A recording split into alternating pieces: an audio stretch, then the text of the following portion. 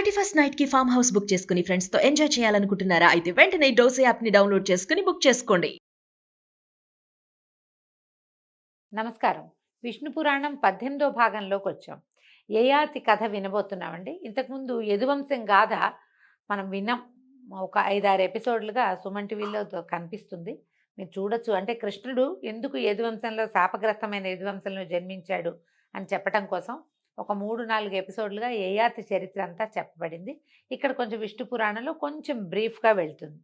అయితే శుక్రుడు తన కుమార్తె అయిన దేవయానితో అట్టే ప్రేమగా ఉండకుండా అల్లుడు శర్మిష్ఠతోటి ప్రేమగా ఉంటున్నాడన్న కోపంతో యయాతిని ముసలివాడివైపోమని శపించాడు. వృద్ధాప్యం వచ్చేయాలి అని. అయితే ఈ ముసల్తనాన్ని ఓడ్చుకోలేక యయాతి శుక్రుణ్ణి ప్రార్థించి అనుమతి పొంది ఒకనాడు తన కొడుకులందరినీ రప్పించి ఇలా అడిగాడట. ఈ ముసల్తనం వల్ల భోగానుభవం లేక చాలా చింతకి గురయ్యాను. నా కోరికలు తీరే వరకు మీలో ఎవరో ఒకళ్ళు మీ యవనాన్ని నాకిచ్చి ఈ ముసల్తనం తీసుకోవాలి. ఎవరైతే ఇట్లా తీసుకుంటారో వాళ్ళకి రాజ్యాధికారం ఇస్తానని అన్నాడు. అనేసరికల్లా ముసల్తనం అంగీకరిస్తారా ఎవరైనా? ఉన్నట్టుండి ఓ 24-26 సంవత్సరాల పరువంలో ఉన్నవాడికి 70-80 ఏళ్ల వృద్ధాప్యం, కాళ్ళు ఉనికిపోతాయి, కళ్ళు కనపడవు, చర్మం ముడతలు పడిపోతుంది, స్త్రీ సౌఖ్యం ఉండదు, ఆహార సౌఖ్యం ఉండదు, నిద్రా సౌఖ్యం అసలు ఉండదు.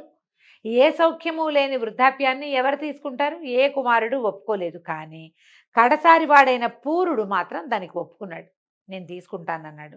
అయితే యయాతి పైనున్న 4 కుమారుల మీద కోపం తెచ్చుకుని మీ కొడుకులు రాజార్హులు కాకపోదురుగా కానీ శాపం ఇచ్చి పూరునికి తన ఆ ముసల్తనాన్నిచ్చి వాడి యవనాన్ని తాను గ్రహించి చిరకాలం యథేచ్ఛగా కామోపభోగాలు తన భార్యలతోటి విశ్వాచి అనే అప్సరసతోటి కూడా యవ్వనం పూర్తిగా అనుభవించి ఒకనాడు తన మనసులో ఇట్లా అనుకున్నాడట. ఇన్నాళ్ళు వివిధ భోగాలు అనుభవించాను, వెలితి లేదు, స్థల వెంట్రుకలతో సహా శరీర బలం జీర్ణించినా ముసల్తనం వచ్చినా కూడా ఆశలు జీర్ణించవు. అవివేకులమైన వాళ్ళు ఆశకు చుట్టుకుపోయి వివిధ దుఃఖాలు అనుభవిస్తారు. వివేకులైన వాళ్ళు ఏం చేస్తారు? ఆశలకు లొంగక సుఖశాంతులు అనుభవిస్తారు. నేను చాలా కాలం విషయ సుఖాలు అనుభవించాను. ఇంకా ఆ కోరిక తీరకుండా ఇంకా ఎప్పటికప్పుడు ఇంకా తినాలి, ఇంకా అనుభవించాలి, ఇంకా తిరగాలి, ఇంకా ఇదే బాధ అనిపిస్తూ ఉంటుంది. కాబట్టి ఇక చాలు, ఈ ఆట కట్టించాలని అనుకుని ఈ సుఖాలు భోగాలు కూడా సుఖభోగాలు అణచకపోతే అణగవు. వాటిని అణిచేయాలి. ఈ వయసు వచ్చింది, ఈ బాధ్యత వచ్చింది, పిల్లలు ఇంత పెద్దవాళ్ళు అయ్యారు, ఇంకా ఇది మానాలి అన్న ధోరణి లోపల వస్తే తప్పిస్తే శరీరం అణగదండి. ఇది ఇవాల్టి కథ కాదు, కలికాలంలోనే కాదు, ముందు కాలాల్లో కూడా ఎప్పుడూ శరీరము కామోపభోగాన్ని కోరుకుంటుంది. ఇంకా అడుగంటాలని ఒక గట్టి నిర్ణయానికి వచ్చి పూర్ణకు యవనం ఇచ్చి వాని నుంచి తన ముసల్తనాన్ని తీసుకున్నాడు. అతడికి పరిపాలకుడుగా పట్టాభిషేకం చేశాడు. తపశ్చర్య కోసం అడవికి వెళ్ళిపోయాడట. అయితే పూరుడు ఏం చేశాడు? నలుదిక్కులా కలిగిన రాష్ట్రాలకి వరుసగా తన అన్నల్ని పరిపాలకులుగా నియమించి అంతకు అధినేతగా తానుంటూ రాజ్యపాలన చేస్తూ ఉండేవాడు. ఇక యయాతి కొడుకులలో పెద్దవాడైన యదువు వంశ కథ చెప్తాను విను. యదువంశ వర్ణన అండి మనం ఇదివరకు విన్నదే, ఇక్కడ ఇంకొక రకమైన వివరం కనపడుతుంది. చరాచర భూతకోటికి ధర్మార్థ కామ మోక్షాల్ని ప్రసాదించే నారాయణుడు అవతరించిన అద్భుతమైన గొప్ప వంశం యదువంశం. పరమ పవిత్రుడైన హరి కృష్ణుడనే పేరున ఆ వంశంలో పుట్టి ఆ పవిత్ర వంశ కథ విన్నవారందరికీ శుభాలు చేకూరుస్తాడు అని పరాశరుడు యదువంశ కథ వివరించి మైత్రేయుడికి చెప్పాడు. యదువుకి 4 కుమారులు, 4 పురుషార్థాల్లాగా ఉండేవాళ్ళట. సహస్రజిత్తు, క్రోష్ఠుడు, అనలుడు, నహుషుడు అని వాళ్ళ పేర్లు. వీళ్లలో సహస్రజిత్తుకి శతజిత్తు, వానికి హేహయ తాళజంగ వేణుహైలని 3 కుమారులట. హేహైనకు ధర్ముడు, వానికి కుంతలుడు పుట్టారు. కుంతలుని పేరుతోటే ఆ దేశానికి కుంతల దేశం అని పేరు వచ్చిందిట. కుంతలుని కుమారుడు సభాజిత్తు, అతని కొడుకు మాహిష్మంతుడు. మాహిష్మంతుని పేరే మాహిష్మతీపురమైంది. దత్తాత్రేయుల వారు ఉంటారు ఇక్కడ అని చెప్తారు. మహిష్మంతుని కొడుకు భద్రశ్రోణి, వాడి కొడుకు దుర్దముడు, వాడి కొడుకు ధనకుడు, అతని కొడుకులు కృతవీర్యుడు, కృతాగ్ని, కృతధర్ముడు, కృతాజుడు అనేవాళ్ళు. కృతవీర్యుని కొడుకు 1000 చేతులవాడు, వాడి పేరు అర్జునుడు. ఇతడు ఈ కార్తవీర్యార్జునుడు కృతవీర్యుని కుమారుడైన అర్జునుడు కాబట్టి కార్తవీర్యార్జునుడు అనే పేరుతోటి అత్యంత ప్రఖ్యాతి పొందాడు అతను. ఈ అనేవాడు దత్తాత్రేయుని ప్రార్థించి యుద్ధంలో గెలుపు, ఎప్పటికీ తరగని భుజశక్తి, పరిపాలన దక్షత, సత్ప్రవర్తన, అంత్యంలో విష్ణువు చేత మృతి వరాలుగా దత్తాత్రేయుని కోరుకున్నాడట. అలాగే వరాలు పొంది సూర్యుడిలాగా ప్రకాశిస్తూ శత్రువులను గెలిచి దీన సంరక్షణ చేస్తూ సప్తద్వీపాలతో సహా భూమిని ఒక్క చేత్తో పరిపాలించాడట. అతని ఐశ్వర్యానికి ఏలాంటి దెబ్బ లేదు. అలాగే అతని ఏలుబడిలో ప్రజలకు పేదరికం అనేది తెలియదట. అందరూ ధనేశ్వరులుగానే ఉండేవారు. యజ్ఞాలు నిర్దోషంగా 10,000 పైనగా చేసి దేవతలకి సంతృప్తి కలిగించాడు. పుణ్యమూర్తిగా విరాజిల్లాడు. అయితే ఈ కార్తవీర్యార్జునుడు ఒకనాడు కాంతలతో సహా వెళ్ళి నర్మదా నదిలో జలకేళి తలుపుతుండగా యక్షకిన్నర గంధర్వాదులను జయించి లోక విద్రావణుడుగా ఉన్నటువంటి రావణాసురుడు ఆ ప్రాంతానికే వచ్చి సేనతోటి బస చేశాడట. కార్తవీర్యార్జునుడి కాలం నాడు కాలమే రావణాసురుడి కాలంగా కూడా చెప్పబడుతోంది. అయితే స్నానం చేసి సంధ్యావందనం చేసుకుంటున్నాడట రావణుడు. అది తెలిసిన కార్తవీర్యుడు 1000 చేతులు చాచి నదీ జలాన్ని పొంగించాడు. ఆ పొంగటం వల్ల అటు ఇటు గట్టుపై ఉన్న చెట్లు తీగలు ముళ్ళడొంకలు ముమ్మరంగా కొట్టుపోయి రావణుడి మీద పడ్డాయి. దాంతో కోపించిన రావణుడు గడ్డుకు వెళ్ళి తన సేనతోటి కార్తవీర్యార్జునుడిని ఎదిరించాడు. కార్తవీర్యుడు అలాగే ఎదిరించి పశువుని పట్టి ఈడ్చినట్లుగా రావణుణ్ణి ఈడ్చి కాళ్ళు చేతులు సంకెళ్లతో బంధించి చెరసాలలో చాలా కాలం ఉంచాడట. తర్వాత పులస్త్యుడు వచ్చి నయాన చెప్పగా విడిచిపెట్టాడు. ఇలాగ శత్రుభీకరుడై ప్రజాక్షేమంకరుడైన కార్తవీర్యుడు చిరకాలం పరిపాలన సాగించాడు. కాలావసానం సమీపించగా నారాయణాంశతో అవతరించినటువంటి పరశురాముని గొడ్డలి దెబ్బకి గురి అయి తనుత్యాగం చేసి పరమపదాన్ని చేరాడు. అయితే ఈ కార్తవీర్యునికి 100 కుమారులట. వాళ్లలో శూరసేనుడు, వృషసేనుడు, మధువు, జయధ్వజుడు అనేవాళ్ళు ముఖ్యులు. వాళ్లలో జయధ్వజుని కుమారుడు తాళజంగుడు. వానికి 100 కొడుకులట. వాళ్లలో మొదటివాడు వీతిహోత్రుడు. వాని తమ్ముడు భరతుడు. భరతునకు వృషుడు, వృషునకు మధువు, అతనికి వృష్టి ప్రసిద్ధమైన కుమారులుగా ఉన్నారు. వృష్ణి పేరుతోటే వంశం రూపొందింది. ఇక యదుపుత్రుడు క్రోష్ఠుడు.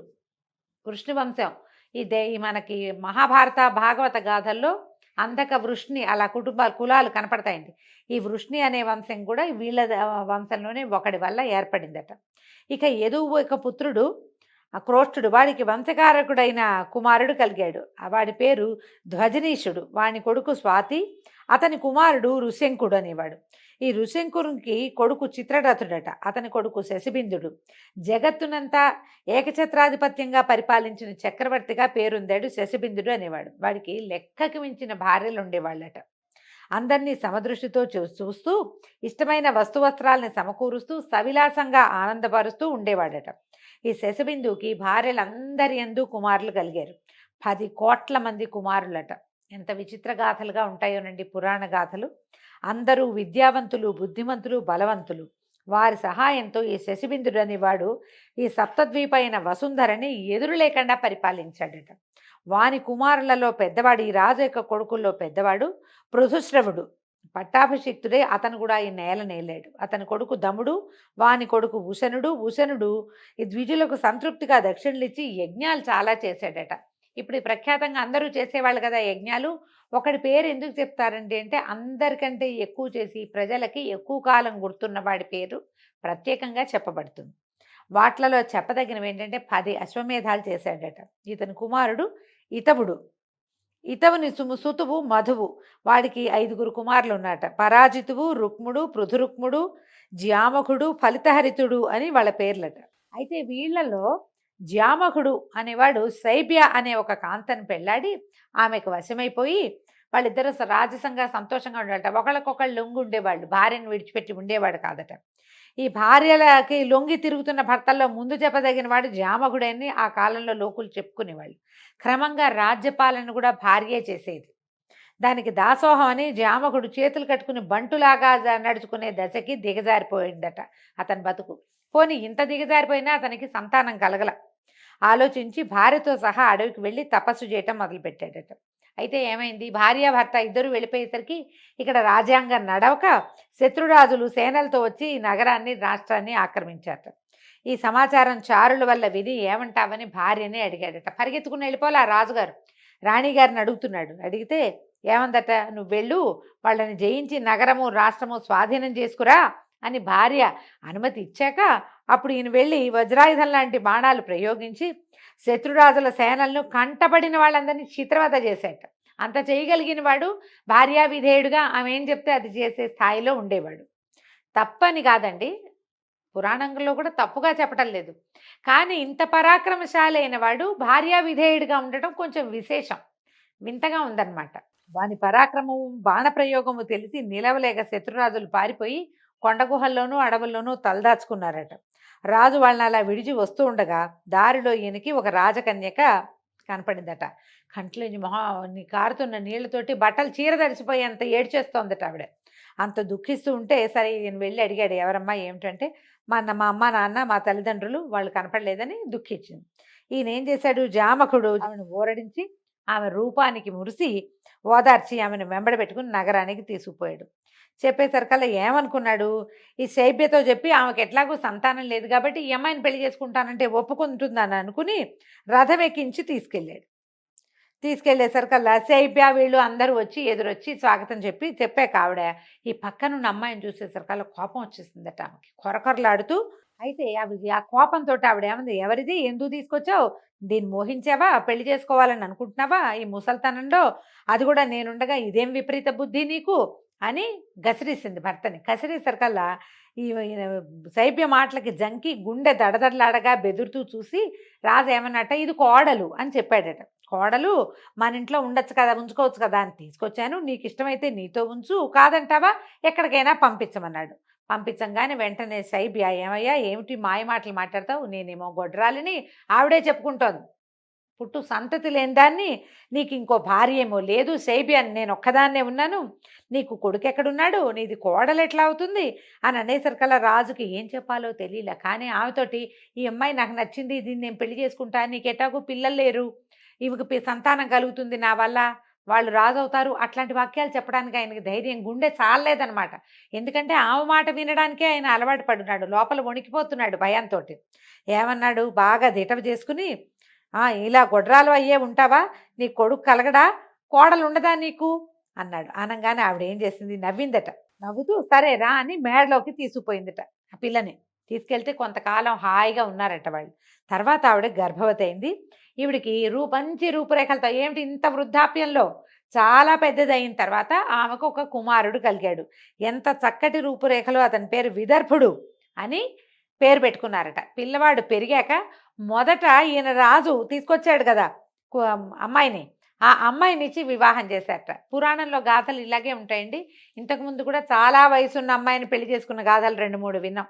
ఇప్పుడు ఇట్లా ఏ అమ్మాయి అయితే వీళ్ళ ఇంట్లోకి వచ్చాక పుట్టాడో కుమారుడు, అతనికిచ్చి వివాహం చేసుకున్నారు. రాజ్యాధికారం అప్పచెప్పి తన కొడుకుకి ఈ విదర్భుడికి రాజ్యాన్ని అప్పచెప్పాడు. ఎప్పుడైతే ఈ పరిపాలకుడుగా విదర్భుడు అయ్యాడో ఆ ప్రాంతాన్ని విదర్భ దేశంగా ప్రఖ్యాతి పొందిద్దట. విదర్భ దేశం, వైదర్భి అంటే మనం రుక్మిణీదేవి విదర్భరాజు కుమార్తె, ఆమెను వైదర్భి అని పిలుస్తారు. అతనికి 2 కుమారులు పుట్టారు, క్రధకైశికుడు, రోమపాదుడు అని వాళ్ళ పేర్లట. రోమపాదుని కొడుకు విభ్రుడు, వాడి కొడుకు ధృతి, ధృతి కొడుకు కౌశికుడు, వీడి కొడుకు చేది. ఈ చేది వంశీయులు చైద్యులు. ఆ దేశానికి చేది దేశం అని పేరుంది. మళ్ళీ ఈ చేది దేశం ఏదో కాదండి, శిశుపాలుడు పుట్టాడు కదా, శిశుపాలుడు ఉన్నాడు. ఎలాగ మనకి జయ విజయులు ఇద్దరు 3 జన్మలు ఎత్తారంటారు.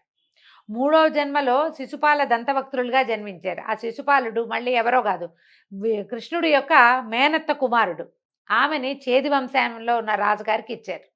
కాబట్టి ఈ శిశుపాలుని చైద్యుడు అని కూడా పిలిచేవారు. చేది రాజు అనమాట అతను. ఈ క్రధకైశికుడికి ఇందుమతి అనే కూతురు, కుంతి అనే కుమారుడు కలిగాడట. ఈ ఇందుమతి సూర్యవంశజుడైన అజునికి భార్య అయింది. కుంతి ధర్మ పద్ధతిగా ధరణిని పరిపాలిస్తూ భోగభాగ్యాలు అనుభవిస్తూ ఉన్నాడు. ఈ కుంతికి వృష్ణి, వానికి ధృతి, వానికి దాశార్హుడు, వానికి వ్యోముడు, వానికి అనుడు, వానికి పూర్వహోత్రుడు, వానికి అంశుడు, అతడికి సాత్వతుడు కుమారులు. సాత్వతుని కుమారుడు ఉత్వకుడు. ఈ జామకుని వంశకథలు భక్తితో విన్న వాళ్ళకి ఏ పాపాలు అంటవట. అంటే ఒక కన్యను వలచి కూడా ఆమెని కోడలుగా చేసుకోవటానికి అంగీకరించి దానివల్ల సంతానాన్ని పొందాడు ఈ జామకుడు. అందుకని ఇతని కథ వింటే పాపం అంటదని చెప్తారు. అయితే ఉత్వతుని కుమారులు భజమాన దివ్యాంధ దేవావృత మహాభోజ వృష్ణులని 6 కుమారులట. వాళ్లలో భజమానునికి నిమి, వృక్షుడు, వృష్ణి, శతజిత్తు, సహస్రజిత్తు, యుతజిత్తు అని 6 కుమారులు. ఇక ఎంతమంది కుమారుల పేర్లు చెప్తారోనండి. దేవావృతుడికి బభ్రుడు, దేవవిభుడు కలిగారు. మహాభోజుడికి భోజమూర్తులు పుట్టారు. వృష్ణికి కొడుకేమో సుమిత్రుడు, వానికి అమిత్రుడు, శిబి అని కుమారులు. అమిత్రుడికి సుతుడేమో నిఘ్నుడు, వానికి ప్రసేనుడు, సత్రాజిత్తు అని ఇద్దరు కుమారులు కలిగారు. ఈ ప్రసేనుడు, సత్రాజిత్తు తెలియని భారతీయులే ఉండరండి. ఎందుకంటే భారతదేశంలో ప్రఖ్యాతంగా జరుపుకోబడేది వినాయక వ్రతకల్పం. అందరూ వినాయక చవితి పూజ చేసుకుంటారు. తెలుగునాట చాలా ప్రఖ్యాతంగా వ్రత కథ వినాలన్న నియమం ఉంది మనకి. అందులో మనం ప్రఖ్యాతంగా చెప్పుకునేది కృష్ణమూర్తి మీద వచ్చినటువంటి శమంతకమణి దొంగతనం.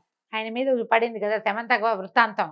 ఆ వృత్తాంతంలో కథలో ప్రధాన నాయకులు ఎవరంటే ఒకడు సత్రాజిత్తు, రెండోది అతని తమ్ముడైన ప్రసేనజిత్తు. ప్రసేనుడు మరణిస్తే ఆయన ఆ వజ్రాన్ని ఈయన దొంగిలించాడేమో, కృష్ణమూర్తి ఏమైనా స్వాధీనం చేసుకున్నాడేమోనని అనుమానపడతారు. మనకి ఈ పేర్లు తెలుసు కదా, అక్కడికి వచ్చామన్నమాట.